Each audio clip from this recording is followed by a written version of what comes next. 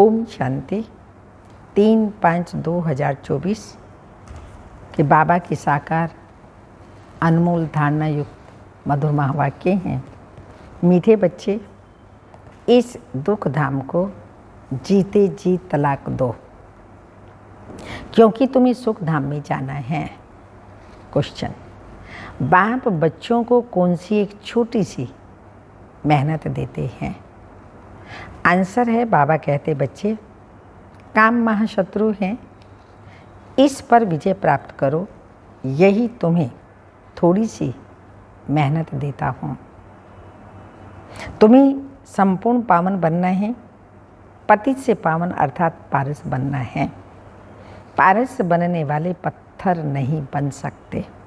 तुम बच्चे कभी अभी गुलगुल बनो तो बाप तुम्हें नैनों पर बिठाकर साथ ले जाएंगे। गुलगुल बनो तो बाबा नैनों पर बिठाकर के साथ ले जाएंगे। ओम शांति। रूहानी बाप रूहानी बच्चों को समझाते हैं। ये तो बच्चे ज़रूर समझते हैं हम ब्राह्मण ही हैं जो देवता बनेंगे। ये पक्का निश्चय है ना सभी को पक्का निश्चय। टीचर जिसको पढ़ाते हैं ज़रूर आप समान बना देते हैं। यह तो निश्चय की बात है। कल्प कल्प बाप आकर समझाते हैं। हम नरकवासियों को स्वर्गवासी बनाते हैं। सारी दुनिया को बनाने वाला कोई तो होगा ना। बाप स्वर्गवासी बनाते और रावण नरकवासी बनाते हैं। इस समय है रावण राज्य, सतयुग में है राम राज्य। राम राज्य की स्थापना करने वाला तो जरूर रावण राज्य की स्थापना करने वाला भी होगा। राम भगवान को कहा जाता है। भगवान नई दुनिया स्थापन करते हैं। ज्ञान तो बहुत सहज है, कोई बड़ी बात नहीं है, परंतु पत्थर बुद्धि ऐसे हैं जो पारस बुद्धि होना ही असंभव समझते हैं। नरकवासी से स्वर्गवासी बनने में बड़ी मेहनत लगती है, क्योंकि माया का प्रभाव है। कितने बड़े बड़े मकान 50 मंजिल 100 मंजिल के बनाते हैं। स्वर्ग में कोई इतनी मंजिल नहीं होती, आजकल यहाँ ही बनाते रहते हैं। तुम समझते हो सतयुग में ऐसे मकान नहीं होते जैसे यहाँ बनाते हैं। बाप खुद समझाते हैं, इतना छोटा झाड़ सारे विश्व पर होता है, तो वहाँ मंजिलें आदि बनाने की दरकार ही नहीं। ढेर की ढेर ज़मीन पड़ी रहती है। यहाँ तो ज़मीन है ही नहीं, इसलिए ज़मीन का दाम कितना बढ़ गया है। वहाँ तो ज़मीन का भाव लगता ही नहीं, ना म्यूनिसिपल टैक्स आदि लगता। जिसको जितनी ज़मीन चाहिए वह ले सकता है। वहाँ तुमको सब सुख मिल जाते हैं, सिर्फ एक बाप की इस नॉलेज से। मनुष्य 100 मंजिल आदि जो बनाते हैं उनमें भी पैसा आदि तो लगाते हैं ना। वहाँ पैसे आदि लगाते ही नहीं, आधा धन रहता है। पैसे का कदर ही नहीं। ढेर पैसे होंगे तो क्या करेंगे? सोने हीरे मोतियों के महल आदि बना देते हैं। अभी तुम बच्चों को कितनी समझ मिली है। समझ और बेसमझ की ही बात है। सतो बुद्धि और तमो बुद्धि, सतो प्रधान स्वर्ग के मालिक, तमो प्रधान बुद्धि नरक के मालिक। ये तो स्वर्ग नहीं है, यह है ही रौरव नरक। बहुत दुखी हैं, इसलिए पुकारते हैं भगवान को, फिर भूल जाते हैं। कितना माथा मारते हैं, कॉन्फ्रेंस आदि करते रहते हैं, एकता हो जाए, परंतु तुम बच्चे समझते हो ये आपस में मिल नहीं सकते। ये सारा झाड़ जर्जरी भूत है, फिर नया बनता है। तुम जानते हो कलयुग से सतयुग कैसे बनता है। ये नॉलेज तुमको बाप अभी ही समझाते हैं। सतयुगी वासी सो फिर कलयुगी वासी बनते हो। फिर तुम संगम वासी बन सतयुगी वासी बनते हो। कहेंगे इतने समय सतयुग में जाएंगे, नहीं जो सच्ची सत्यनारायण की कथा सुनेंगे वही स्वर्ग में जाएंगे। कहीं पूछते इतने सारे के सारे सतयुग में जाएंगे? बाबा कहते हैं नहीं, जो सतयुगी सत्यनारायण की कथा सुनेंगे और संगम युग पर सुनेंगे वही जाएंगे। बाकी सब शांति धाम में चले जाएंगे। दुख धाम तो होता ही नहीं, तो इस दुख धाम को जीते जी तलाक देना चाहिए। बाप युक्ति तो बताता है ना, कैसे तुम तलाक दे सकते हो। इस सारी सृष्टि पर देवी देवताओं का राज्य था, अभी फिर बाप आते हैं स्थापना करने। हम उस बाप से विश्व का राज्य ले रहे हैं। ड्रामा प्लान अनुसार चेंज जरूर होनी है। ये पुरानी दुनिया है, इसको सत्युग कैसे कहेंगे? परंतु मनुष्य बिल्कुल समझते नहीं हैं कि सत्युग क्या होता है। बाबा ने समझा है इस नॉलेज के लिए इस नॉलेज के लिए लायक वह हैं जिन्होंने बहुत भक्ति की है। उन्हें ही समझाना चाहिए, बाकी जो इस कुल के होंगे नहीं वो समझेंगे नहीं। तो फिर ऐसे ही टाइम वेस्ट क्यों करना चाहिए? हमारे घराने के ही नहीं हैं तो कुछ भी मानेंगे नहीं। कह देते हैं आत्मा क्या, परमात्मा क्या, ये मैं समझना नहीं चाहता हूँ। तो ऐसे के साथ मेहनत क्यों करनी चाहिए? बाबा ने समझाया है, ऊपर में लिखा हुआ है भगवानु वाच्य, मैं आता ही हूँ कल्प कल्प पुरुषोत्तम संगम युग पर और साधारण मनुष्य तन में। जो अपने जन्मों को नहीं जानता मैं बतलाता हूँ। पूरे 5000 वर्ष का पाठ किसका होता है तुम बता देते हो। जो पहले नंबर में आया है उनका ही पाठ होगा ना। श्री कृष्ण की महिमा भी गाते हैं, फर्स्ट प्रिंस ऑफ सतयुग। वही फिर 84 जन्मों के बाद क्या होगा? फर्स्ट बैगर टू प्रिंस, फिर प्रिंस टू बैगर। तो तुम समझते हो प्रिंस टू बैगर कैसे बनते हैं। फिर बाप आकर कोड़ी से हीरे जैसा बनाते हैं। जो हीरे जैसा है वही फिर कोड़ी जैसा बनते हैं। पुनर्जन्म तो लेते हैं ना। सबसे ज़्यादा जन्म कौन लेते हैं यह भी तुम ही समझते हो। पहले तो श्री कृष्ण को ही मानेंगे, उनकी राजधानी है, बहुत जन्म भी उनके होंगे। ये तो बहुत सहज बात है ना, परंतु मनुष्य इन बातों पर ध्यान नहीं देते हैं। बाप समझाते हैं तो वंडर खाते हैं।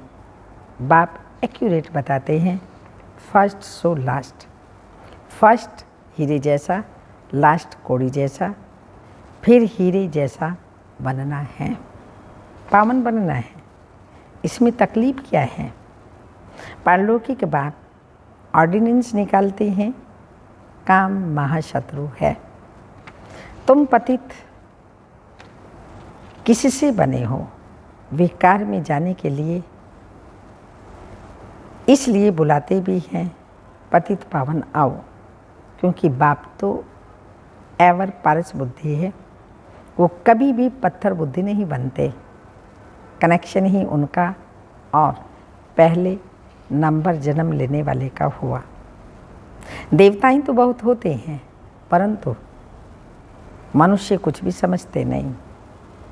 क्रिश्चियन लोग कहते हैं क्राइस्ट से 3000 वर्ष पहले पैराडाइज था, वह फिर भी पिछाड़ी को आया है ना। तो उनकी ताकत है, उनमें ही सब उनसे सब सीखने जाते हैं, क्योंकि उन्हों की फ्रेश बुद्धि है। बुद्धि भी उन्हों की है। सतो रजो तमो में आते तो है ना। तुम जानते हो सब कुछ विलायत से ही सीखते हैं। यह भी तुम जानते हो सतयुग में महल आदि बनने में कोई टाइम नहीं लगेगा। एक की बुद्धि में आया फिर वृद्धि होती जाएगी। एक बनाकर फिर ढेर बनाते जाते हैं। बुद्धि में आ जाता है ना। साइंस वालों की बुद्धि तुम्हारे पास ऊंच हो जाती है, झट महल बनाते रहेंगे। यहाँ मकान व मंदिर बनाने में 12 मास लग जाते हैं। वहाँ तो इंजीनियर आदि सब होशियार होते हैं। वह है गोल्डन एज। पत्थर आदि तो होते ही नहीं। अभी तुम बैठे हो, ख्यालात करते होंगे, हम ये पुराने शरीर छोड़ेंगे, फिर घर में जाएंगे, वहाँ से फिर सतयुग में योग बल से जन्म लेंगे। तो बच्चों को खुशी क्यों नहीं होती? चिंतन क्यों नहीं चलता? जो मोस्ट सर्विसेबल बच्चे हैं उन्हों का चिंतन ज़रूर चलता होगा। जैसे बैरिस्ट्री पास करते हैं तो बुद्धि चलती है ना, हम यह करेंगे यह करेंगे। तुम भी समझते हो हम यह शरीर छोड़ जाकर यह बनेंगे। याद से तुम्हारी आयु वृद्धि को पाएगी। अभी तो बेहद बाप के बच्चे हैं। ये ग्रेड बहुत ऊंची है। भगवान के बच्चे बने, हीरे तुल्य जीवन बना, तो ये ग्रेड बहुत ऊंची है। तुम ईश्वरीय परिवार के हो, उनका कोई और संबंध नहीं है। भाई बहन से भी ऊंच चढ़ा दिया है। भाई भाई समझो। ये बहुत प्रैक्टिस करनी है। भाई का निवास कहाँ है? इस तख्त पर अकाल आत्मा रहती है। ये तख्त सभी आत्माओं के सड़ गए हैं। सबसे जास्ती तुम्हारा तख्त सड़ गया है। आत्मा इस तख्त पर विराजमान होती है। भ्रकुटी के बीच में क्या है, ये बुद्धि से समझने की बातें हैं। आत्मा बिल्कुल सूक्ष्म है, स्टार मिसल है। बाप भी कहते हैं मैं बिंदु हूँ, मैं फिर तुमसे बड़ा थोड़ी हूँ। तुम जानते हो हम शिव बाबा की संतान हैं। अब बाप से वर्षा लेना है, इसलिए अपने को भाई भाई आत्मा समझो।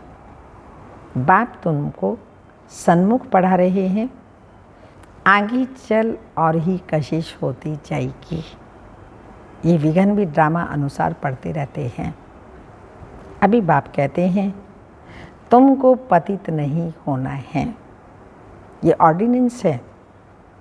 अब तो और ही तमो प्रधान बन पड़े हैं। भिकार बिगर रह नहीं सकते।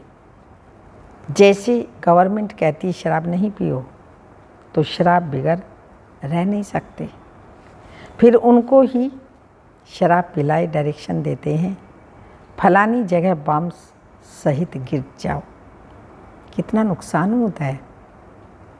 तुम यहाँ बैठे बैठे विश्व का मालिक बनते हो, वह फिर वहाँ बैठे बैठे बम्स छोड़ते हैं सारे विश्व के विनाश के लिए। कैसे चटा बेटी है। तुम यहाँ बैठे बैठे बाप को याद करते हो और विश्व के मालिक बन जाते हो। कैसे भी करके बाप को याद जरूर करना है। इसमें हठ योग करने का, आसन आदि लगाने की तो बात ही नहीं। बाबा कोई भी तकलीफ नहीं देते। कैसे भी बैठो, सिर्फ तुम याद करो हम मोस्ट बिलवेट प्यारे बच्चे हैं।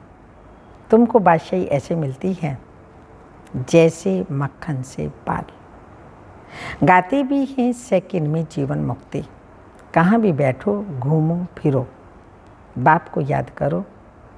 पवित्र होने बिगड़ जाएंगे कैसे? नहीं तो सजाएं खानी पड़ेंगी। जब धर्मराज के पास जाएंगे तब सबका हिसाब किताब चुकतो होगा। जितना पवित्र बनेंगे उतना ऊंच पद पाएंगे। इम्प्योर रहेंगे तो सूखा रोटला खाएंगे। जितना बाप को याद करेंगे पाप कटेंगे। इसमें खर्चे आदि की कोई बात ही नहीं है। भल घर में बैठे रहो, बाप से भी मंत्र ले लो। यह है माया को वश करने का मंत्र, मन मना भाव। ये मंत्र मिला, फिर घर जाओ, मुख से कुछ बोलो नहीं। अलप और बे बादशाही को याद करो।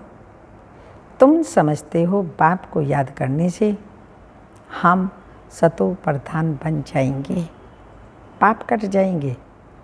बाबा अपना अनुभव भी सुनाते हैं। भोजन पर बैठता हूँ, अच्छा हम बाबा को याद कर खाते हैं, फिर झट भूल जाता हूँ, क्योंकि गाया जाता है जिनके मत्थे मामला। कितना ख्याल करना पड़ता है। फलाने की आत्मा बहुत सर्विस करती है, उनको याद करना है। सर्विसेबल बच्चों को बहुत प्यार करते हैं। तुमको भी कहते हैं शरीर में जो आत्मा विराजमान है उनको याद करो। यहाँ तुम आते ही हो शिव बाबा के पास, बाप वहाँ से नीचे आए हैं। तुम सबको कहते भी हो भगवान आया है, परंतु समझते नहीं हैं। युक्ति से बताना पड़े, हद और बेहद के दो बाप हैं।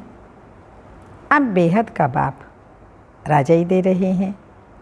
पुरानी दुनिया का विनाश सामने खड़ा है। एक धर्म की स्थापना, अनेक धर्मों का विनाश होता है। बाप कहते हैं मामी कम याद करो तो तुम्हारे पाप भस्म हो जाएंगे। यह योग अग्नि है जिससे तुम तमो प्रधान से सतो प्रधान बन जाएंगे। ये तरीका बाप ने ही बताया है। तुम बच्चे जानते हो, बाप सबको गुलगुल बनाकर नैनों पर बिठाए ले जाते हैं। कौन से नैन? कौन से नैन? यह है ज्ञान के। आत्माओं को ले जाते हैं।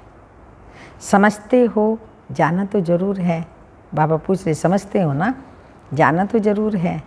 उनसे पहले क्यों ना बाप से वर्षा ले लें, कमाई भी बहुत भारी है। बाप को भूलने से फिर घाटा भी बहुत है। पक्के व्यापारी बनो।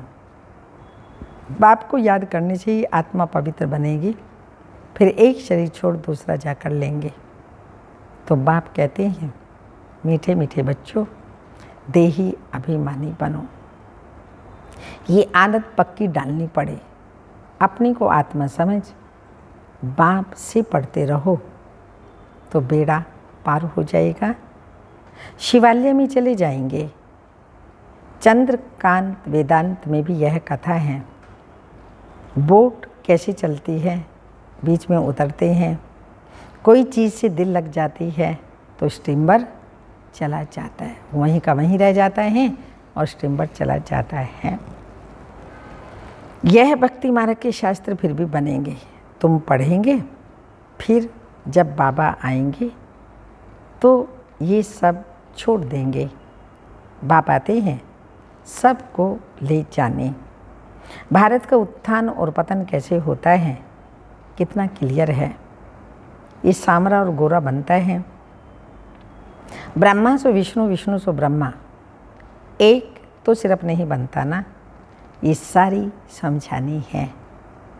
श्री कृष्ण को भी समझानी, श्री कृष्ण की भी समझानी है। गोरा और सामरा। गोरा माना पवित्र जो सत्युग त्रेता में होगा, सामरा माना अपवित्र जो द्वापर और कलयुग में होगा। ये सब बातें बाबा मुरली में समझाते रहते हैं। स्वर्ग में जाते हैं तो नरक को लात मारते हैं। श्री कृष्ण का चित्र है ना, स्वर्ग रूपी गोला हाथ में है, उसकी तरफ मुख है और नरक को लात मार रहे हैं। मानव खत्म होने वाला है। यह चित्र में क्लियर है ना। राजाई के चित्र भी तुम्हारे सुनाए थे, बनाए थे। राजाई के चित्र भी तुम्हारे बनाए थे। संगम युग का चित्र, राजाई का चित्र, ये दादियों के बहुत सुंदर सुंदर बने हुए हैं। अच्छा, मीठे मीठे सिक्के लदे बच्चों प्रति माता पिता बाप दादा का याद प्यार, गुड मॉर्निंग, डायमंड मॉर्निंग। रूहानी बाप की रूहानी बच्चों को नमस्ते। हम रूहानी बच्चों की रूहानी माता पिता बाप दादा को याद प्यार, गुड मॉर्निंग, डायमंड मॉर्निंग, ओम नमस्ते। धारणा के लिए मुख्य सार है बाप के ऑर्डिनेंस को पालन करने के लिए हम आत्मा भाई भाई हैं। भ्राकुटी के बीच में हमारा निवास है। हम बेहद बाप के बच्चे हैं। हमारा ये ईश्वरीय परिवार है, इस स्मृति में रहना है। देही अभिमानी बनने की आदत डालनी है। जब ये आदत पक्की हो जाएगी, बाकी सब आसुरी कलयुगी आदतें स्वयं ही छूट जाएंगी। तो कौन सी आदत डालनी है? देही अभिमानी बनने की आदत डालनी है।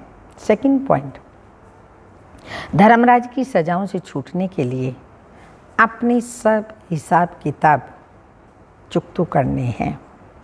माया को वश करने का जो मंत्र मिला है उसको याद रखते सतो प्रधान बनना है। वरदान है, बिंदी रूप में स्थित रह औरों को भी ड्रामा की बिंदी की स्मृति दिलाने वाले विघ्न विनाशक भव। जब बिंदी रूप की स्मृति में रहेंगे, ड्रामा भी बिंदी है, तो विघ्न विनाशक बन जाएंगे। स्पष्टीकरण, जो बच्चे किसी भी बात में क्वेश्चन मार्क नहीं करते, सदा बिंदी रूप में स्थित रहे हर कार्य में औरों को भी ड्रामा की बिंदी स्मृति में दिलाते हैं, उन्हें विघ्न विनाशक कहा जाता है। वह औरों को भी समर्थ बनाकर सफलता की मंजिल के समीप ले आते हैं। वो हद की सफलता की प्राप्ति को देख खुश नहीं होंगे। हाँ, हद की प्राप्तियों को देख कर के खुश नहीं होते, लेकिन बेहद के सफलता मूर्त होते हैं। सदा एक रस एक श्रेष्ठ स्थिति में स्थित रहते हैं। वो अपनी सफलता की स्व स्थिति में असफलता को भी परिवर्तन कर देते हैं। स्लोगन, दुआएं लो दुआएं दो तो बहुत जल्दी माया जीत बन जाएंगे। दुआएं लो दुआएं दो तो बहुत जल्दी माया जीत बन जाएंगे। ये अव्यक्त इशारा रूहानी क्षमा को वही पसंद परवाना है जो खुशी में गाना और नाचना जानता है। इसके लिए जो मेरे की लंबी लिस्ट है, मेरा पोतरा, मेरा धोतरा, मेरा घर, मेरी बहू आदि आदि। अब इसे समाप्त करो।